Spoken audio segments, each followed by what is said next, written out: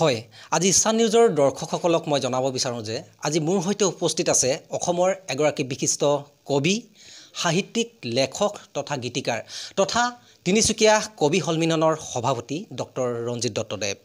হয়, ইতিমধ্যে অসমীয়া সাহিত্য জগতলৈ কেইবাখনো গ্ৰন্থ উপহাৰ দি তেখেতে অসমীয়া সাহিত্য জগতখন চহকী কৰি তুলিছে। কেৱল সিমানেই নহয়, কেৱল অসমতেই নহয়, ৰাষ্ট্ৰীয় পৰ্যায়তো বহুকেইটা কবিতা অসমীয়ালৈ অনুবাদ কৰি তেখেতে বৰ্তমান বহুতৰে এক আদৰ্শ হৈ পৰিছে। মই পোনে ডক্টৰ ৰঞ্জিত দত্তদেৱৰ ওচৰলৈ মই যাবলৈ বিচাৰিছোঁ। হয়, সাহিত্যৰ প্ৰতি কেনেকৈ অনুৰাগী হ'ল? সৰুৰ পৰা হাইস্কুলত পঢ়ি থকা দিনৰ পৰাই মই পঢ়িছিলোঁ Dibrugarh government boys higher secondary স্কুলত। সেই স্কুলখন সাহিত্য, সংস্কৃতি, খেলা ধূলা সকলো দিশৰ পৰা আগ্ৰহ আছিল আৰু সেই স্কুলখনত পঢ়িবলৈ পোৱাটো সেই সময়ৰ ছাত্ৰ ছাত্ৰীৰ কাৰণে বৰ সৌভাগ্যৰ কথা আছিল আৰু ময়ো তাৰ ভিতৰতে এজন সৌভাগ্যৱান ছাত্ৰ আছিলোঁ বুলি ভাবোঁ। স্কুলত আমাৰ শিক্ষকসকলে যিটো বিষয়ে ইমান ধৰণে হৃদয়ত জগাই তুলিছিল সেয়া আছিল মোৰ সাহিত্য আৰু সংগীত। খেলা ধূলাও কৰিছিলোঁ, ফুটবল খেলিছিলোঁ আৰু যথেষ্ট ভালেই খেলিছিলোঁ এটা সময়ত, কিন্তু বহুতো কাৰণত খেলা মাজভাগতে এৰিলোঁ। এইবিলাক পঢ়া শুনাতে লাগি থাকিলোঁ আৰু চেকা চুবুৰীয়াকৈ চাকৰিত থকা কালচোৱাত মই সাহিত্যৰ প্ৰতি আগ্ৰহী হৈ পৰিছিলোঁ। বিভিন্ন মোৰ সেই সময়ৰ বাইদেউ, ককাইদেউ এইসকলে পঢ়ি থকা সেই আছামিজ ছেকেণ্ড লেংগুৱেজৰ কিতাপবিলাক ক্লাছ 6-7ৰ পৰাই পঢ়িছিলোঁ। গতিকে অনুপ্ৰাণিত হোৱা বুলি ক'লে আচলতে সেই কিতাপবিলাকেই, বাইদেউহঁতৰ ককাইদেউহঁতৰ সেই কিতাপবিলাকেই মোক বিশেষকৈ বেছিভাৱে অনুপ্ৰাণিত কৰিছিল আৰু শিক্ষকসকলৰ প্ৰেৰণা। এইখিনিতে মই এটা কথা আপোনাৰ পৰা জানিব বিচাৰিছোঁ। ধৰি লওক আপুনি বৰ্তমান দেখা গৈছে আপোনাৰ যি ৰচিত গ্ৰন্থ, সেই গ্ৰন্থসমূহে বৰ্তমান দেখা গৈছে সকলোৰে মাজত বহুতো যথেষ্ট সমাদৰ লাভ কৰিবলৈ সক্ষম হৈছে আৰু এই ক্ষেত্ৰত আপোনাৰ আটাইতকৈ জনপ্ৰিয় গ্ৰন্থখন বুলি ক'লে আপুনি কি ক'ব? আটাইতকৈ ভাল লগা উপন্যাসৰ ভিতৰত আটাইতকৈ ভাল লগা উপন্যাস হ'ল মোৰ কলা হীৰাৰ দেশলৈ। কলা হীৰাৰ দেশলৈ উপন্যাসখন, যিহেতু মই মাৰ্ঘেৰিটাত যথেষ্ট দিন চাকৰি কৰিছিলোঁ কোল ইণ্ডিয়া লিমিটেডত, আৰু সকলোৱে তোমালোকে নিশ্চয় জানা যে মাৰ্ঘেৰিটা হ'ল এখন বাৰেৰহণীয়া সংস্কৃতিৰ পথাৰ আৰু ইয়াত অপূৰ্ব কিছুমান এনেকুৱা সংস্কৃতিৰ মেলা আছে। সেই সংস্কৃতিৰ মেলাবিলাকৰ প্ৰতি মাৰ্ঘেৰিটালৈ যিজন ব্যক্তিয়ে আহিছে সময়ে সময়ে তেওঁ মাৰ্ঘেৰিটাৰ প্ৰতি আকৰ্ষিত হৈছে। গতিকে মাৰ্ঘেৰিটাৰ এই অপৰূপ সৌন্দৰ্য পান কৰি মই দ্বিতীয়খন উপন্যাস লিখিছিলোঁ কলা হীৰাৰ দেশলৈ, আৰু সেইখনেই মোৰ প্ৰিয় উপন্যাস বুলি মই আজিও গণ্য কৰোঁ। আৰু অতি কম দিনৰ ভিতৰতে, বোধহয় অহা সপ্তাহতে কলা হীৰাৰ দেশলৈ দ্বিতীয় সংস্কৰণো প্ৰকাশ পাবহি। হয়, মই ইছান নিউজৰ দৰ্শকসকলক জনাব বিচাৰিছোঁ যে এইগৰাকী ব্যক্তি হৈছে ডক্টৰ ৰঞ্জিত দত্তদেৱ। ইতিমধ্যে তেখেতে বহুকেইখন গল্প, কবিতা তেওঁলোকে অসমীয়া সাহিত্য যুগলৈ তেওঁ উপহাৰ দিবলৈ সক্ষম হৈছে। মই পোনে ডক্টৰ ৰঞ্জিত দেৱৰ পৰা তেওঁ লিখাৰ কবিতা মই শুনিব বিচাৰিম। ইছান নিউজৰ দৰ্শকসকলক আপোনাৰ লিখা এটি কবিতা আগবঢ়াওক। এই কবিতাটো আচলতে মই লিখিছিলোঁ, এই কবিতাটো মোক নিজক লৈ লিখা কবিতা, ভাল লগা কবিতা, মোৰ নিজৰ জীৱনৰ ৰং। অনুভূতিৰে ভুলেৰে বোলোৱা, ফুল বচা চাদৰে ঢকা, চিনাকি মোৰ বিচনাখনত মাজে মাজে কেতিয়াবা মই পৰি থাকোঁ নীৰৱ নিথত হৈ ঠিক এটা মৰাশৰ দৰে। অনুভূতিৰে ভুলেৰে বোলোৱা, ফুল বচা চাদৰে ঢকা, চিনাকি মোৰ বিচনাখনত মাজে মাজে কেতিয়াবা মই পৰি থাকোঁ নীৰৱ নিথৰ হৈ ঠিক এটা মৰাশৰ দৰে। আত্মগ্লানি আৰু দুচিন্তাৰ বোজাৰে মোৰ বেদনা বিধুৰ হৃদয়ৰ কথাৰে লিখা নাই কোনোদিন কেতিয়াও যন্ত্ৰণাৰ এটা দীঘল কবিতা।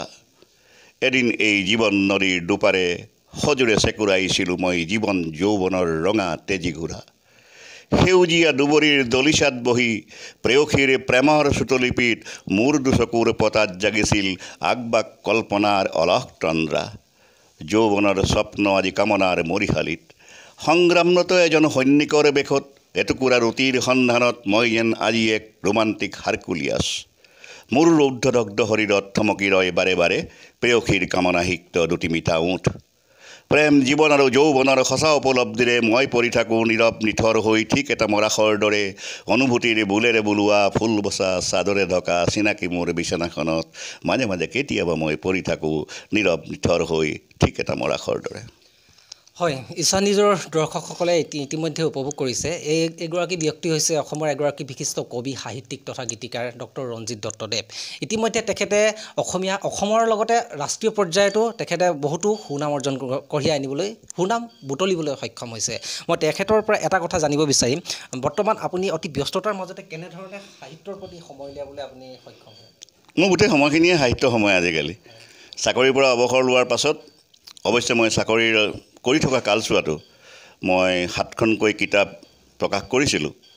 আৰু যেতিয়া মই ভাৰতৰ বিভিন্ন ৰাজ্যত চাকৰি কৰিছিলোঁ, তাত যেতিয়া অসমীয়া সাহিত্যৰ প্ৰতি থকা অৱহেলা মানুহৰ চকুত প্ৰকাশ পাইছিল, মুখত প্ৰকাশ পাইছিল, তেতিয়া মোৰ মনে মনে কিছুমান কথা ভিতৰি ভিতৰি মোৰ ক্ষোভিত হৈছিলোঁ।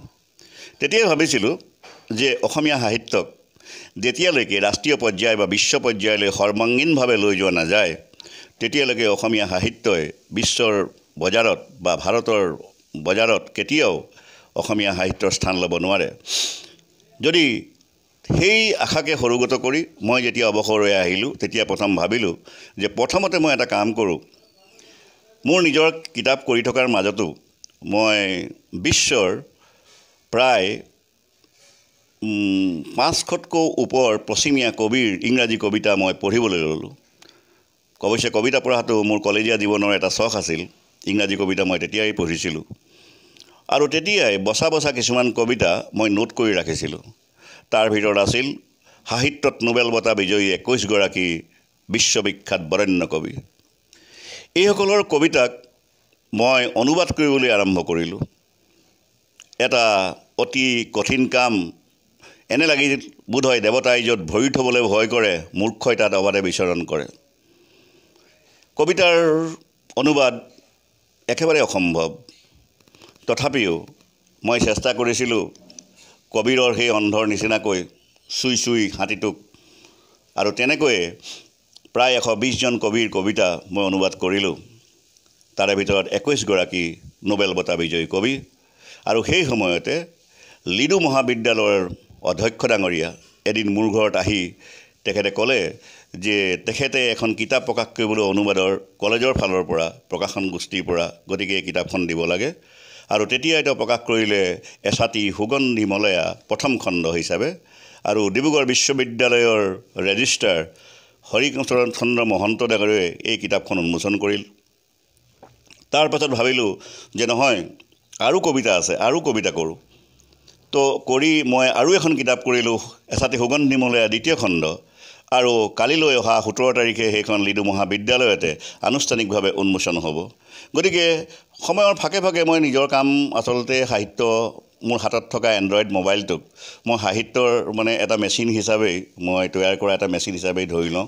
গাড়ীত গৈ থাকিলেও মই মেচিনত, মই মোবাইলত সেইবিলাকেই লিখি যাওঁ। গতিকে ঠিক তেনেকুৱাকৈ মোক নিৰ্দিষ্ট কোনো মোৰ সময় নাই। মই নিৰ্দিষ্ট ৰুটিনৰ মাজতে কৰি গৈ আছোঁ। আৰু আটাইতকৈ ভাল লাগিছে, এই লকডাউন পিৰিয়ডতে মই 7খনকৈ কিতাপ মই উপহাৰ দিবলৈ সক্ষম হৈছোঁ। 7খনকৈ কিতাপ লিখিলোঁ আৰু সকলোকেইখন কিতাপেই প্ৰায় প্ৰকাশৰ পথত। হয়, এই আছিল অসমৰ এগৰাকী বিশিষ্ট কবি, সাহিত্যিক, লেখক তথা গীতিকাৰ ডক্টৰ ৰঞ্জিত দত্তদেৱ। কেমেৰা পাৰ্চন প্ৰাঞ্জল বৰুৱাৰ সৈতে মই উজ্জ্বল চৌধুৰী, ঈশান নিউজ।